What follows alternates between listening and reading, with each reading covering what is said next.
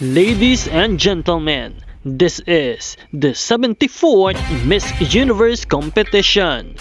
This is now 22:04 and don't forget to like and subscribe. Magandang araw Pilipinas, panibagong update sa Miss Universe 2025 voting lines. Ito ay para sa Miss Universe 2025 People's Choice Award na kung saan si Atisa Manalo ay pumapangatlo sa botohan. Congratulations Maria Atisa Manalo at patuloy nawa natin siyang iboto sa Miss Universe Up. Narito ang Miss Universe People's Choice Ranking.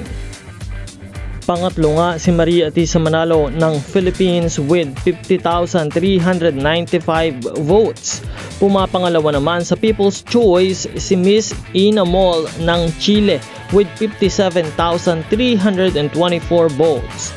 At nangunguna sa botohan ng People's Choice si Miss Nguyen Uong Giang ng Vietnam with 64,787 votes. Mga kababayan at mga kapamilya, patuloy nawa nating suportahan at iboto si Atisa Manalo sa Miss Universe Up.